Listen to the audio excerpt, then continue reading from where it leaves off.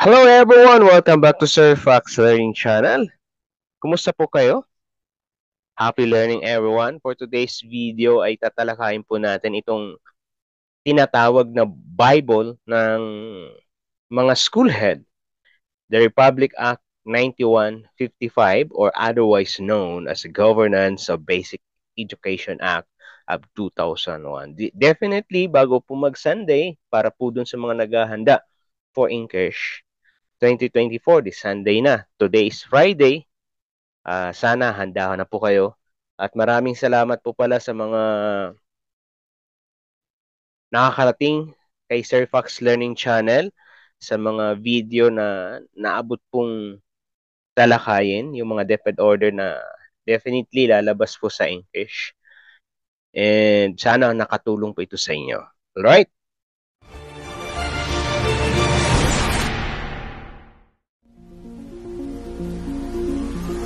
At itong Republic Act 9155, most of the time talagang hindi nawawala kasi mula sa Domain 1 hanggang Domain 4 or Domain 5 rather, ay nandun pala talaga to.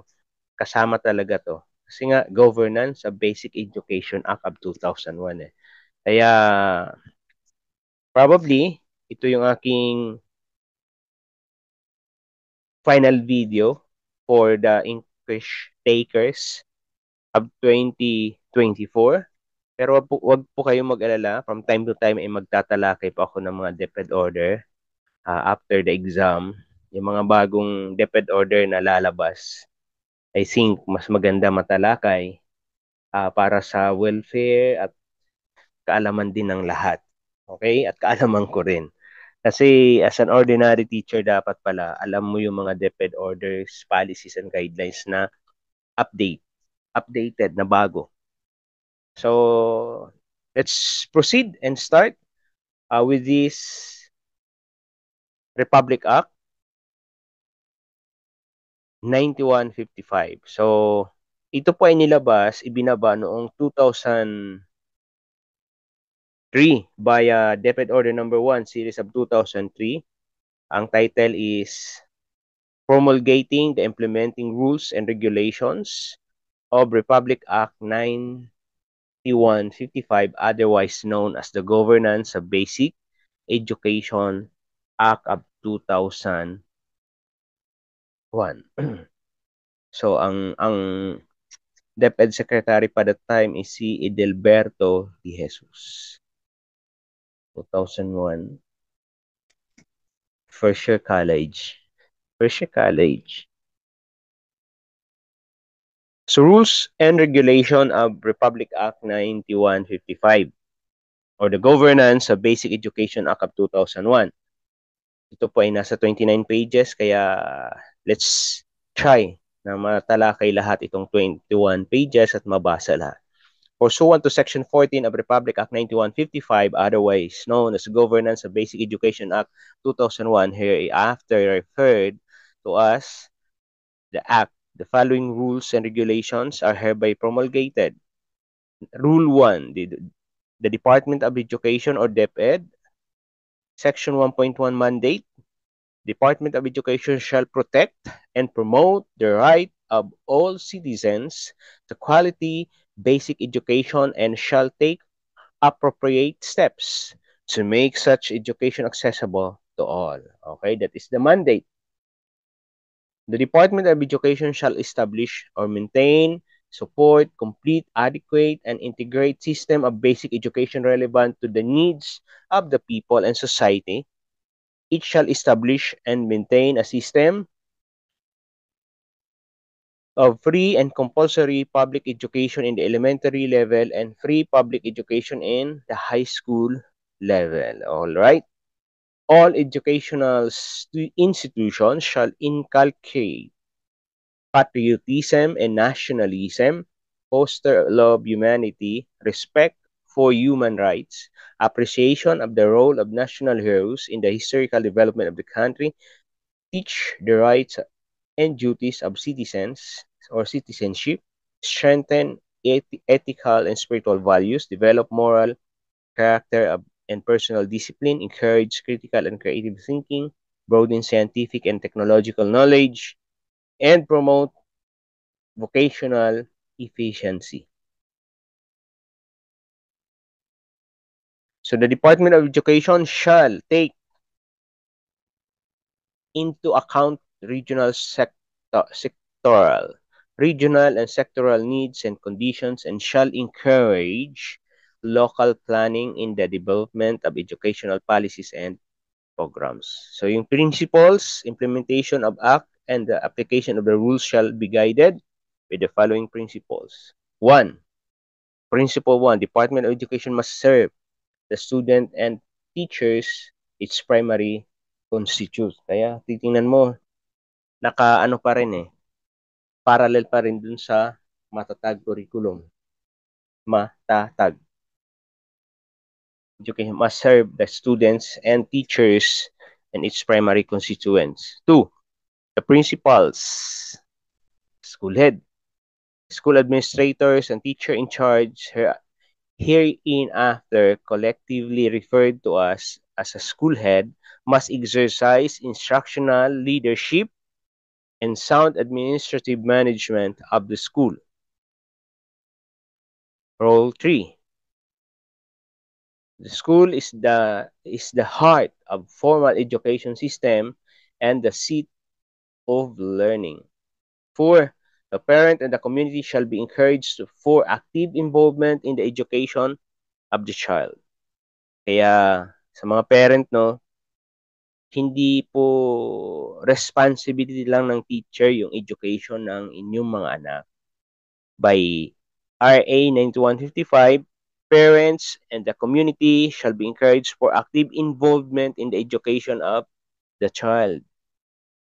The participation, coordination between and among the schools and local school board, the parent-teacher association must be maximized. Kaya pag pinapatawag po, dapat si parent for any meeting, nandun ka to support dahil mandated ng isang Republic Act na dapat involved ka in molding the education of your child. Volunteerism from among all sectors shall be emphasized and encouraged to ensure sustainable growth and development in education. Okay? Section 1.3, Purpose and Objectives. The purpose and objective of the Act, these rules are: Number 1, to provide the framework for the governance and basic education which shall set the general directions for education policies and standard. Establish authority, accountability, and responsibility for achieving higher learning outcomes. To define the roles and responsibilities and to provide resources to the regions, school divisions, and school which shall implement educational programs, projects, and services in communities they serve. To make school and learning centers the most important vehicle for the teaching and learning of national values and for developing Filipino learners' love of country, pride in its rich heritage. To ensure that school and learning centers receive the kind of focused attention they deserve and kind of education programs, projects, and services they need, taking into account the interests of all members of the community. Kaya dapat yung community hindi nagagalit kapag may mga estudyante at pinagtatayuan ng school yung kanilang community. Dapat magpasalamat kasi member po kayo of molding of these children. To enable the schools and learning centers to reflect the values of the community by allowing teachers and other staff the flexibility to serve the needs of the learners. To encourage local initiative for the improvement of school and learning centers and to provide means by which the standards may be achieved and sustained. To establish school and learning centers and other school facilities where schools are able to learn a range of core competencies prescribed for elementary and high school programs or were out of school youth, the adult learners, and provide alternative learning programs. So ito, wala ka nang i-explain eh. Self-explanatory and receive accreditation for the least the equivalent of an elementary or high school education. So definition of terms, quality education, ayan. Basahin nyo na lang po. Basic education, intended to meet basic learning needs, foundation on which subsequent learning can be based. Early childhood refers to the level of education intends to prepare 5 to 6 years old children or 1 year before grade 1 for formal schooling. Elementary education shall refer to the first stage of the free and compulsory formal education primarily concerned with providing basic education and usually corresponding to 6 or 7 grades. Secondary education shall refer to stage pre-formal education following the elementary level concerned primarily with continuing basic education usually corresponding to 4 years of high school. Kasi 2001 pa ito eh. Mandate. Special needs, formal education. Ayan, sabi pag sinabing special needs, refer to the education children and youth with special needs corresponding to elementary and secondary education that require modification of school practices, curricula, programs, and special service and facilities. Kaya dapat as a teacher, ikaw dapat, and a school head, ikaw yung mag-adjust dun sa special need ng learner. Right? Formal education and non-formal education. Pag formal, systematic. Non-formal is any organized systematic educational activity carried outside the framework of formal system. Yun lang naman yun. Informal.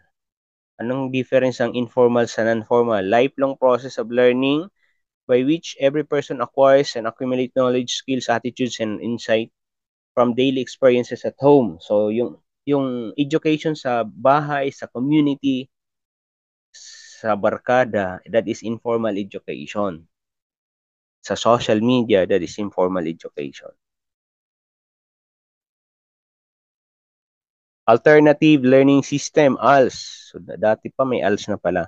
Parallel Learning System to provide viable alternative to existing formal education instruction. It encompasses both the non-formal and formal sources of knowledge and skills. Teacher, syempre. Learning Facilitator.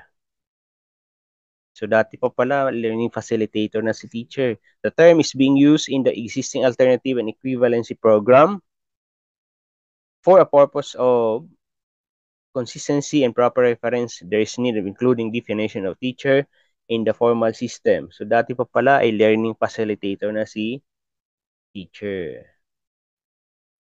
Pero pinagsusulat. Binabasahan lagi kami ni teacher noon. Hihihi.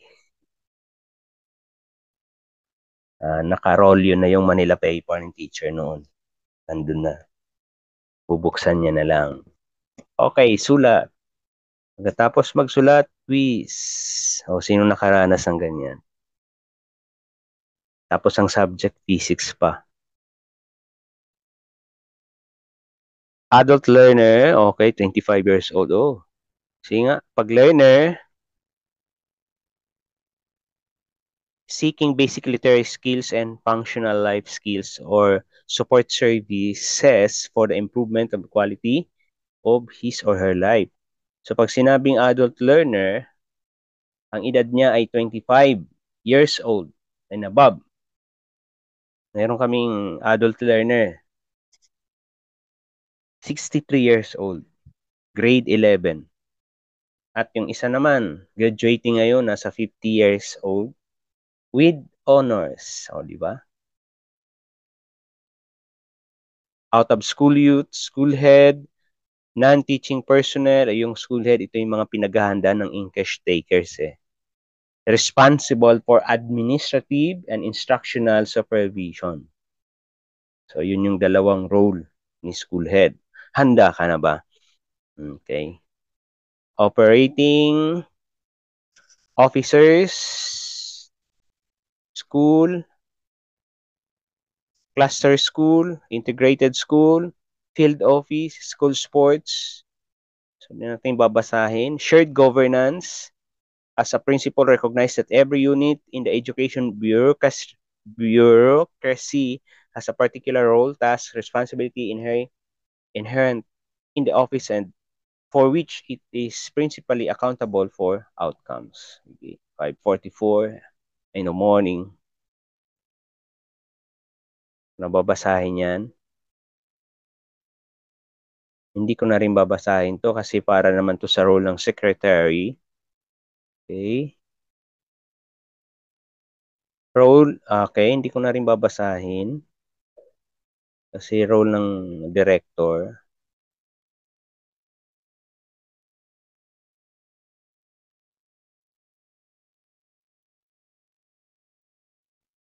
Siguro importante rin yata. Check natin ulit.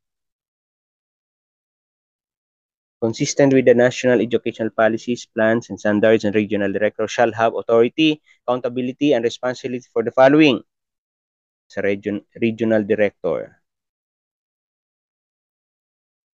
Defining a regional education policy and framework, developing a regional basic education plan, developing a regional education standard, monitoring, undertaking, ensuring strict compliance, formulating in coordination, determining an organizational structure, CRD, hiring, placing and evaluating all employees in the regional office, of course, evaluating school division superintendent and assistant division superintendent, planning and managing the effective and efficient use of all personnel, managing the database and management information system, approving the establishment of public and private schools, siya nag-approve, performing oversight function in the implementation of laws, policies, programs, rules, and regulation within the responsibility of the Department of Education in the region, performing such other functions as may be assigned by the secretary. Kaya, ang tanong, pag si teacher nakasuhan, sino yung Si RD.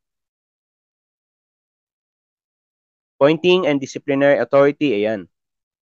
Of the regional directors shall exercise appointing authority over the employees in the regional office except the assistant, subject to the civil service law, rules and regulations, and other policy guidelines to be issued by the Secretary of Education and Manner. So such exercise of disciplinary authority shall be subject to the civil service law, rules and regulations and procedures and guidelines to be issued by the Secretary of Education. So, yun no. The school division, ano yung role ng school division? The school division superintendent, a division shall consist of province or city which shall have school division superintendent. There shall be at least one assistant school division superintendent and office staff for programs, motion planning, administrative, fiscal, legal, ancillary, and other support services. Ano yung authority ni division superintendent? Consistent with the national education policies, plans, and standards, the school division superintendent shall have authority, accountability, and responsibility for the following. Developing and implementing division educational development plans. Dapat daw kasi mabilis kang magbasa kasi 3 hours lang o 200. Planning and managing the effective and efficient performance of all personal, physical, and fiscal resources of the division, including professional staff development. Okay? Staff development, including professional staff development, planning, managing effective, efficient performance, personnel, physical, and fiscal resources. Hiring, placing and evaluating all division supervisors and school district supervisors, employees in the division, both teaching and non-teaching personnel. Ayan, kay superintendent. Monitoring utilization of funds provided by the national government and local government units to the school and learning centers, ensuring compliance of quality standards for basic education programs, and for the purpose of strengthening the role of the divisions. Okay. So, madami. Appointing and disciplinary authority of the school division. Saan lang yung kanyang scope? Division of superintendent shall appoint the division supervisor, school district supervisor, as well as employees in the division, both teaching and non-teaching. Ano naman yung kanyang The division superintendent shall have disciplinary authority only, only over the non-teaching personnel under his jurisdiction. Kanino yung disciplinary authority? Sino yung disciplinary authority ni teacher? Si regional director. Okay, such exercise of disciplinary authority by the school division superintendent over the non-teaching personnel shall be subject to civil service law, rules and regulations and procedures, guidelines to be issued by the Secretary of Education relative to this matter. Okay. School district supervisor, di ko nababasahin. Mga EPS.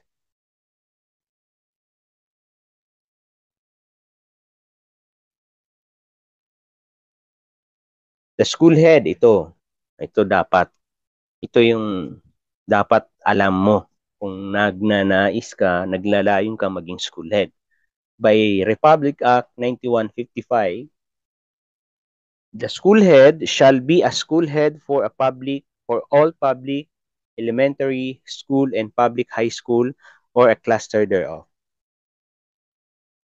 The establishment of integrated school from existing public elementary and public high school shall be encouraged, subject to the guidelines that will be issued for the purpose of Secretary of Education. For the purpose issued by the that will be issued for the purpose by the okay. The school head who may be assisted by an assistant school head shall be both an instructional leader and administrative manager. So, the school head shall form a team with the school teachers, learning facilitator for delivery of quality educational programs, projects, and services. A core of non-teaching staff shall handle the school's administrators, administrative, fiscal, and auxiliary services. Authority ng school head, accountability and responsibility of the school head. Ito yung aura. Aura ng school head. Nandito pala to sa Republic Act 9155, Section 6.2. Okay? Yung aura ng school head. Consistent with the law, national educational policies, plans, and standards, the school head shall have authority, accountability, excuse me po, and responsibility for the following. Ito yung aura ni school head. Setting the mission, vision, goals, and objective of the school. Okay. Lumalabas to sa exam eh. Setting the mission, vision, goals, and objective of the school. Kasama po pala to sa aura ng school head. Creating an environment within the school that is conducive to teaching and learning. Kala ko dati, pag mission and vision, si DepEd lang ang nagbababa. Sa school pala, sa goals ng school. Setting. Yung word na setting, the mission, vision, goals. Okay.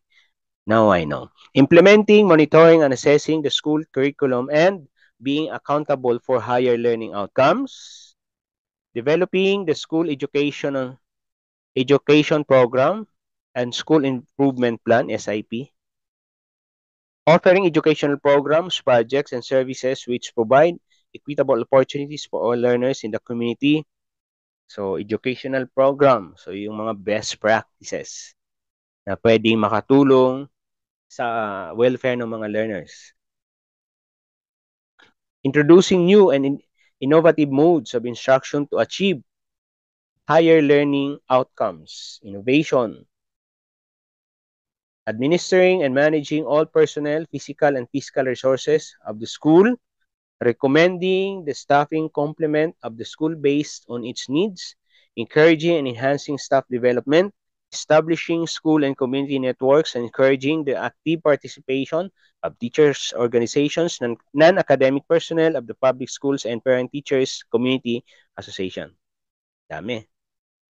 Accepting donations, bequests, and grants in accordance with existing laws and policies of the department for the purpose of upgrading teachers, learning facilitators, competencies, improving and expanding school facilities, and providing instructional materials and equipment. Such donations or grants must be reported to the division superintendent. So, kapag may mga ganun palang donation, must be reported by the school head to saan? Division superintendent.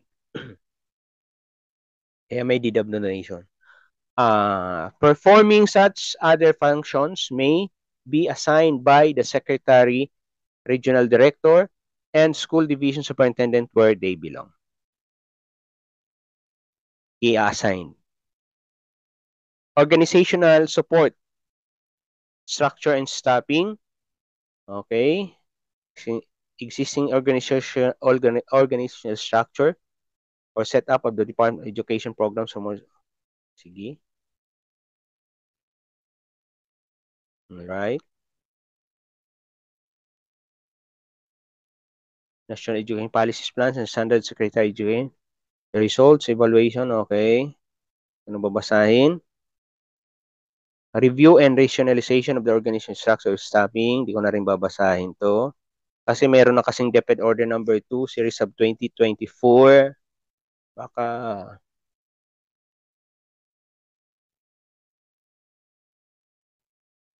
Okay. Tweetable direct immediate release. Resources of field office. Hindi ko na rin babasahin yan. Ayan.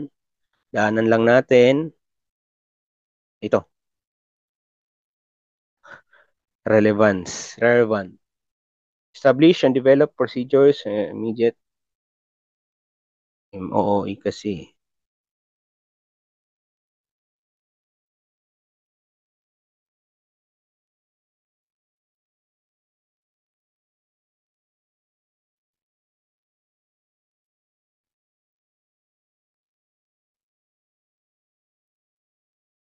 Yan. Siguro, basahin nyo lamang po dahil medyo ano na, wala na akong oras.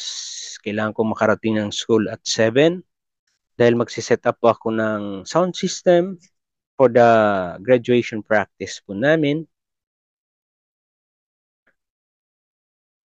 Okay. So, siguro, dito ko na lamang po i-end up itong Republic Act 9155 as it says nga, ito po yung Bible ito po yung guide ni school head. Republic Act 9155.